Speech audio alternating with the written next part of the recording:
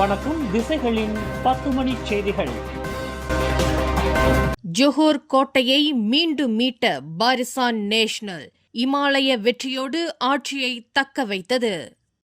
இன்று நடைபெற்ற ஜோஹர் மாநிலத்தின் 16வது சட்டமன்ற தேர்தலின் இரவு 10 மணி வரை மேற்கொண்ட கணக்கெடுப்பின்படி கடுமையான பல்முனை போட்டிகள் உட்பட 56 தொகுதிகளிலும் நேரடி களம் கண்ட பாரிசான் நேஷனல் 30க்கும் மேற்பட்ட இடங்களை கைப்பற்றி வெற்றி பெற்றதாக அறிவிக்கப்பட்டுள்ளது. பாரிசான் நேஷனல் கூட்டணி இமாலய வெற்றியை பதிவு செய்து சாதனை படைத்துள்ளது.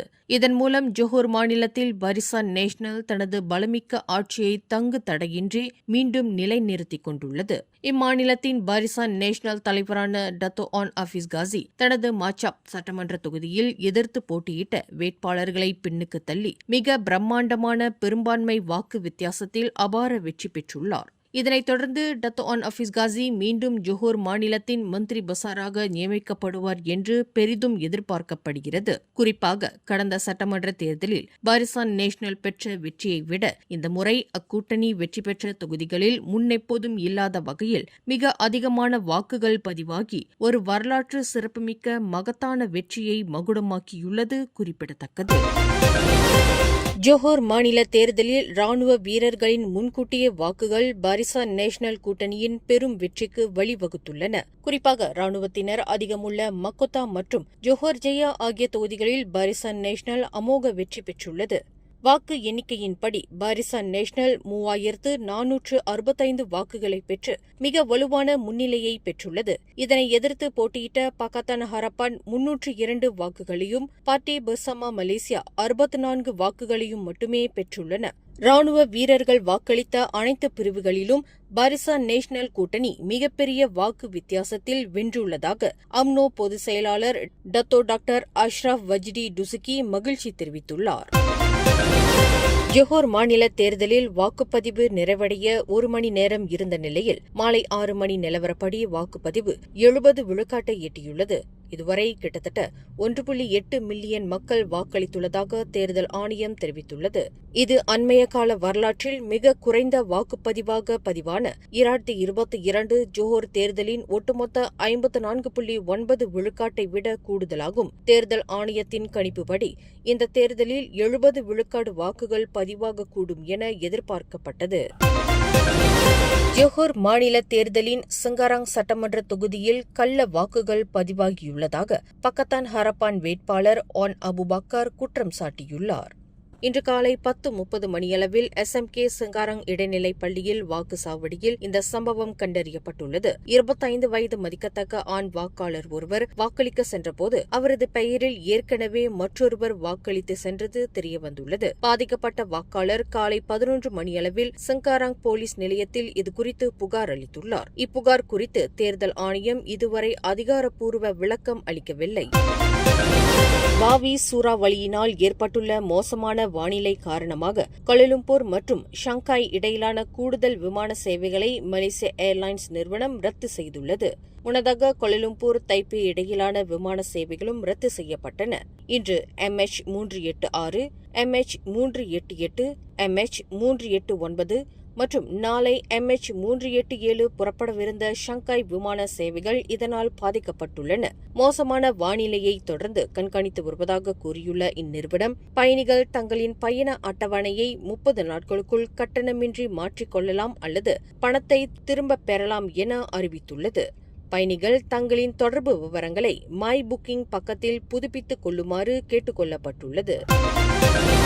ஸ்கூடாய் சட்டமன்ற தொகுதியின் பாரிசான் நேஷனல் வேட்பாளர் நிக்கோல்தான் ஹியாங்கி தேர்தல் விதிமுறைகளை மீறியுள்ளதாக ஜாசேகா கட்சியின் அனைத்துலக விவகார செயலாளர் கஸ்தூரி பட்டு குற்றம் சாட்டியுள்ளார். இதுகுறித்து தேர்தல் ஆணையமும் போலீசாரும் கடுமையான நடவடிக்கை எடுக்க வேண்டும் என்று அவர் வலியுறுத்தியுள்ளார். இன்று வாக்குப்பதிவு நடைபெற்ற SMK தமன் துன்னமினா இடைநிலைப் பள்ளியில் வாக்குச்சாவடிக்கு மணிக்கு முன்பாக நிக்கோல்தான் யாங்கிக்கு சொந்தமான வாகனம் நிறுத்தப்பட்டிருந்ததாகவும் அதில் தேர்தல் பிரச்சார பதாதைகள் மற்றும் கட்சியின் சின்னம் ஒட்டப்பட்டிருந்ததாகவும் கஸ்தூரி பட்டு தனது முகநூல் பக்கத்தில் பதிவிட்டுள்ளார். தேர்தல் விதிமுறைகளின்படி வாக்குப்பதிவு நாளன்று வாக்குச்சாவடிக்கு அருகில் எந்தவொரு கட்சி சின்னத்தையோ பிரச்சார பொருட்களையோ காட்சிப்படுத்துவது சட்டவிரோதமாகும். இத்தொகுதியில் பாரிசான் நேஷனல் வேட்பாளர் நிக்கோல்தான் யாங்கி, பக்கத்தான் ஹரப்பான் வேட்பாளர் கார்த்தியாயினி ஜெயபாலன் மற்றும் இதர வேட்பாளர்களை எதிர்த்து போட்டியிட்டனர்.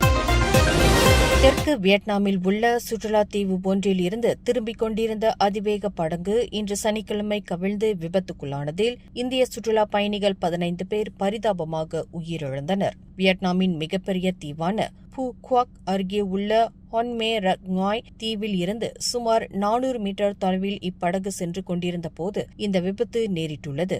விபத்தின் போது படகில் 32 இந்திய சுற்றுலா பயணிகளும் 4 ஊழியர்களும் இருந்துள்ளனர். படகு திடீரென தலைகீழாக கவிழ்ந்ததால் பலர் படகிற்குள்ளேயே சிக்கிக் கொண்டனர். விபத்தை கண்ட அருகில் இருந்த பிற படகுகளும் எல்லை பாதுகாப்பு படையினர், கடற்படை மற்றும் கடலோர காவல் படையினரும் இணைந்து மீட்பு பணியில் ஈடுபட்டனர். படகில் இருந்தவர்களில் 21 பேர் பத்திரமாக மீட்கப்பட்ட நிலையில் காயமடைந்தவர்கள் சிகிச்சைக்காக மருத்துவமனைகளில் அனுமதிக்கப்பட்டுள்ளனர். இந்த விபத்துக்கான காரணம் குறித்து அதிகாரிகள் தீவிர விசாரணை மேற்கொண்டு வருகின்றனர். பார்வை குறைபாடுடைய மலேசியர்களை பயன்படுத்தி பொதுமக்களிடம் பிச்சை எடுத்து வந்த வெளிநாட்டு சட்டவிரோத கும்பல் ஒன்றை மலேசிய குடிநுழைவுத்துறை அதிரடியாக ஒடுக்கியுள்ளது.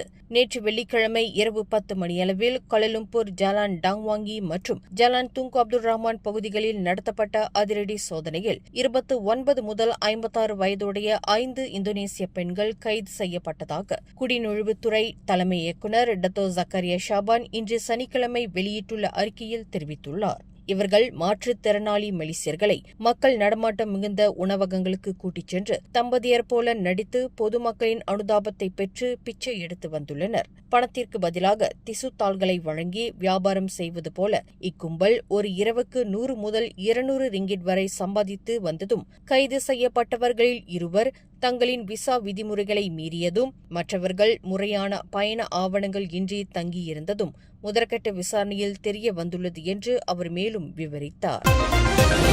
மூடி மடானி திட்டத்தின் கீழ் ஒரே குடும்ப உறுப்பினர்களுக்குள் டீசல் மானிய கோட்டாவை மாற்றிக்கொள்ளும் 5000க்கும் மேற்பட்ட விண்ணப்பங்களுக்கு அரசாங்கம் ஒப்புதல் அளித்துள்ளது. வாகன உரிமையாளர் பெயரில் இல்லாமல் குடும்பத்தில் உள்ள மற்றவர்கள் வாகனத்தை பயன்படுத்தும் பட்சத்தில் இந்த வசதி உதவும் என்று கருவூலத்தின் தலைமை செயலாளர் தான்ஸ்ரீ ஜொஹான் மமூட் மெரிகான் தெரிவித்தார். மேலும் பிக்அப் வாகனம் மற்றும் SUV வாகனங்களுக்கு கூடுதலாக 100 லிட்டர் மானிய டீசல் வழங்கும் 2 லட்சத்துக்கும் அதிகமான விண்ணப்பங்களுக்கும் நிதி அமைச்சு ஒப்புதல் வழங்கியுள்ளது.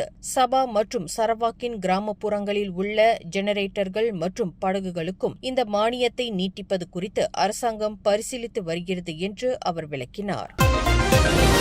கிசாஸ் நெடுஞ்சாலையில் நிகழ்ந்த 2 கார்கள் மோதிக்கொண்ட கோர விபத்தில் தாய் ஒருவர் சம்பவ இடத்திலேயே பரிதாபமாக உயிரிழந்தார். நேற்று வெள்ளிக்கிழமை இரவு இந்த நெடுஞ்சாலையின் 30.7வது கிலோமீட்டரில் இவ்விபத்து நிகழ்ந்துள்ளதாக ஷாலாம் மாவட்ட போலீஸ் தலைவர் உதவி கமிஷனர் சருடின் சமா இன்று சனிக்கிழமை வெளியிட்டுள்ள அறிக்கையில் தெரிவித்துள்ளார். கட்டுப்பாட்டை இழந்த மற்றொரு கார் பாதிக்கப்பட்ட பெண்ணின் கார் மீது பலமாக மோதியதால் அவர் கடுமையான காயங்களுக்கு உள்ளாகி உயிரிழந்தார். அச்சமயம் காரில் அவருடன் இருந்த 9 வயது மகன் தலையில் பலத்த காயமடைந்துள்ளார். சிறுவன் தற்போது கில்லான் தங்கு அம்பான் ராய்மா மருத்துவமனையில் அனுமதிக்கப்பட்டு அவசர சிகிச்சை பெற்று வருகிறான். மேலும் செய்திகளை தெரிந்து கொள்ள கீழே இருக்கும் பெல் பட்டனை அழுத்துங்கள்.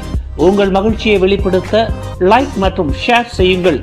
தொடர்ந்து திசைகளோடு இணைந்திருக்க சப்ஸ்கிரைப் செய்யுங்கள்.